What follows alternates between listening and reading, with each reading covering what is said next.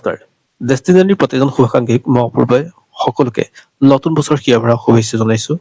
আৰু এই নতুন বছৰ আপোনাৰ কাৰণে লৈ আহিছে এটা বিশেষ প্ৰতিকাৰ। এই প্ৰতিকাৰ সকলোৰে বাবে কৰিব পাৰে 1 জানুৱাৰীৰ দিনা, অৰ্থাৎ প্ৰথম বছৰৰ প্ৰথম দিনটোতে আপুনি কৰিব পাৰে। আৰু এই প্ৰতিকাৰ একেবাৰে সহজ প্ৰতিকাৰ। আৰু এই প্ৰতিকাৰ জৰিয়তে আপোনালোকৰ সন্মুখত আলোচনা কৰিম যি প্ৰতিকাৰ এই প্ৰতিকাৰত কি কি থাকিব আৰু এই প্ৰতিকাৰ কৰিলে আপোনাৰ কি কি ক্ষেত্ৰত লাভ হব। বন্ধুসকল, মই অপূৰ্ব, আপোনালোকৰ মৰমৰ এষ্ট্ৰলজাৰ, নিউমৰলজিষ্ট আৰু বাস্তু কনচালটেণ্ট।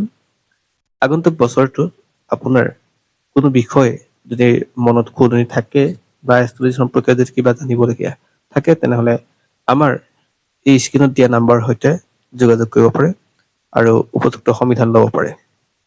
আৰু বন্ধুসকল, আপোনালোকে যদি আমাৰ এই ভিডিঅ' যদি ভাল পায় তেনেহলে বিভিন্ন জনলৈ শ্বেয়াৰ কৰিবলৈ নাপাহৰিব আৰু লাইক আৰু কমেণ্ট কৰিব।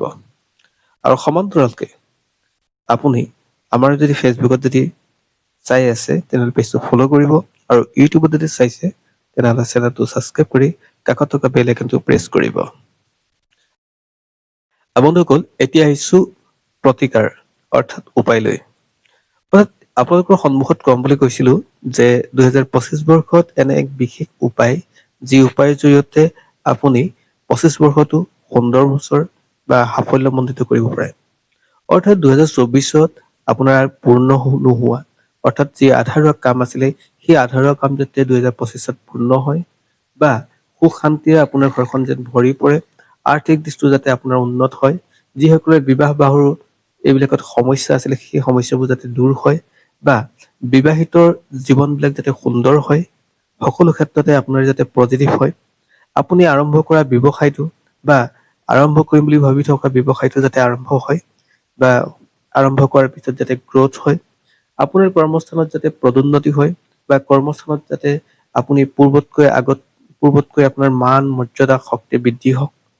সমান্তৰালকে কৰ্মস্থানত আপোনাৰ মতবিৰোধ বা আপোনাৰ ষ্টাফৰ মাজত হোৱা ঘাই কাজিয়া এইবিলাকৰ পৰা যাতে আপুনি মুক্তি হয়, বা আপুনি যদি মাটি বাৰী ঘৰ কিনিম বুলি যদি ভাবি আছিল বা কিনাৰ পিছতো যাতে আপোনাৰ কোনো কাম হোৱা নাছিল, নতুবা আপুনি মাটি বাৰীৰ ক্ষেত্ৰত বিকাৰ ক্ষেত্ৰতো যদি আপোনাৰ ক'ৰবাত বাধা আছিলে, এই সকলো ক্ষেত্ৰত আপোনাৰ সকলো বিষয়ত এটাই উপায় লৈ আহিছো।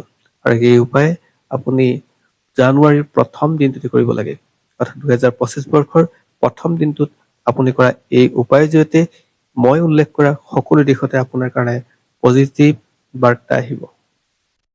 অৰ্থাৎ এই প্ৰতিকাৰ কৰিবলৈ আপোনাক লাগিব এখন হালধীয়া কাপোৰ। প্ৰথমে আপোনালোকক জনাব বিচাৰিছো কি কি বস্তু লাগিব। প্ৰথমে এখন হালধীয়া কাপোৰ লাগিব, এটা তামোলৰ চুপাৰি লাগিব, সেন্দুৰ অলপ লাগিব, হালধি অলপ লাগিব, আপোনাৰ ইলাচি লাগিব, আৰু লং লাগিব, আৰু এটা বস্তু লাগিব, সেয়া হ'ল কইন বা মুদ্ৰা। মই উল্লেখ কৰা এই বস্তুকেইটা আপুনি নিজৰ হাতত ৰাখি ল'ব। ৰাখি লৈ আৰু প্ৰথম দিনটোতে, অৰ্থাৎ বছৰৰ প্ৰথম দিনটোতে আপুনি গা পা ধুই আহি আপুনি সেই হালধীয়া কাপোৰখনত প্ৰথমে কিছু আপুনি সেন্দুৰ দিব। সেন্দুৰ দিয়াৰ পিছত হালধি দিব। হালধি দিয়াৰ পিছত আপুনি ইলাচি দিব। ইলাচি দিয়াৰ পিছত লং দিব, কইন দিব, তামোলৰ এটা শুকান চুপাৰি তামোল দিব। এই সকলো বস্তু আপুনি একেলগ কৰিব। অৱশ্যে তাৰ আগত আপুনি গা পা ধুই শুদ্ধ বস্ত্ৰ পিন্ধি আপুনি আসন কৰি ল'ব, আপোনাৰ য'ত পূজা কৰা হয় বা দেৱ দেৱী আছে ঘৰত, য'ত পূজাস্থল আছে তাত কৰি ল'ব। আৰু এই গোটেই বস্তুখিনি একেলগে বান্ধিব। বান্ধি আপুনি নিজৰ বাওঁ হাতত ৰাখিব। ৰাখি সোঁ হাতখন ওপৰত ৰাখিব, আৰু ৰাখি আপুনি এফাৰ্মেশ্যন দিব। আপোনাৰ মনৰ কথাখিনি ক'ব যে আগন্তুক বছৰটো মোৰ সকলো ফালৰ পৰা সৰ্বাংগ সুন্দৰ হয়। মোৰ স্বাস্থ্য, মোৰ আৰ্থিক দিশ, মোৰ বিবাহিত জীৱন বা মোৰ জীৱনটো বা যিকোনো ক্ষেত্ৰতে মোৰ আহি থকা সমস্যাবোৰ দূৰ হওক, বা আপোনাৰ যিকোনো মনৰ কথা, আপুনি চাকৰি বাকৰিৰ ক্ষেত্ৰতে হওক, ব্যৱসায়িক কথাই হওক, সকলো ক্ষেত্ৰত আপুনি স্পষ্টকে উল্লেখ কৰি আপুনি উল্লেখ কৰি আপুনি হনুমানজীৰ চৰণত অৰ্পণ কৰি দিয়ক। এই বছৰ হনুমানজীৰ বছৰ, মংগলৰ বছৰ, গতিকে হনুমানজীয়ে আপোনাৰ সকলো সংকটৰ পৰা দূৰ কৰিব আৰু যিকোনো ক্ষেত্ৰতে আহিবলগীয়া বিপদৰ পৰা আপোনাক মুক্ত কৰিব। গতিকে হনুমানজীৰ নাম লৈ আপুনি হনুমানজীৰ চৰণত অৰ্পণ কৰি দিয়ক আৰু সেই টোপোলাটো আপুনি পিছদিনাখন বা পিছৰ মংগলবাৰটো আপুনি হনুমানজীৰ চৰণত ৰাখি আহক।